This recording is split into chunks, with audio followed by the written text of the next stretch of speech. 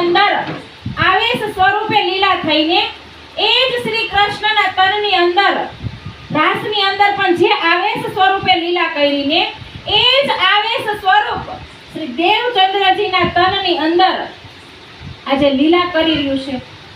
એ જ આવેશ સ્વરૂપ મહામતીના તનની અંદર લીલા કરી અને પ્રાણનાથ તરીકે ઓળખાય છે. વિદ્યા અભિનંદન બુદ્ધ નિષ્કલંક સ્વરૂપ કે જેનો વિજય અભિનંદન કરતું હોય ને એ સ્વરૂપ અને એ જ સ્વરૂપથી આજે કીધું કે જે ઓળખાણ કરશે ને એ સ્વરૂપની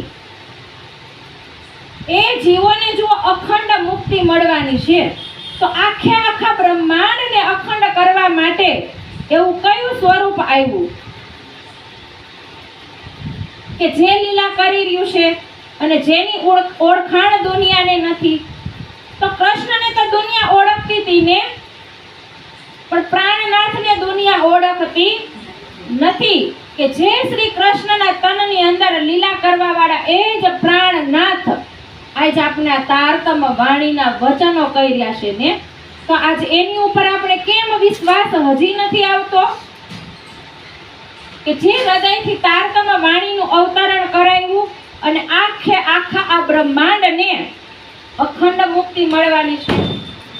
તારીફ મોહમ્મદ મહેંદી કી એસી સુની ન કોઈ ક્યાં હે કઈ હુએ કઈ હોય સી કિન બ્રહ્માંડો નહીં કે કોઈ બ્રહ્માંડની અંદર જો એ સ્વરૂપ નથી આવ્યું. આજે જ્યારે બ્રહ્માત્માઓ આ સંસારની અંદર આવીને તો એ સ્વરૂપ આજે પ્રગટ થઈ ગયું. એ સ્વરૂપે આ તારતમ જ્ઞાનને જાહેર કરી દીધું કે મારું ધામ સ્વરૂપ અને લીલા જેને આજ સુધી કોઈ જાણી શક્યું નહોતું. જે અનેક ઋષિ મુનિઓ થઈ ગયા પણ કોઈ સમાધિ લગાવી છતાંય એ સ્વરૂપને નથી જાણી શક્યું ને આજે એ તારતમ વાણીએ પૂરા સંસારને બતાવી દીધું કે હક નજીક શહેરગથી આડો પટન દ્વાર ખુલ્લી આંખે સમજકી દેખતી ન દેખીએ ભરખાર.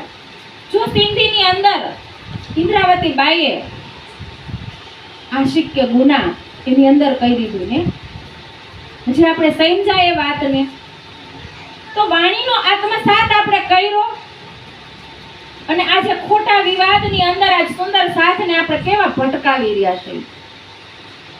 આપણને જરાય એ વિચાર પણ આવતો નથી.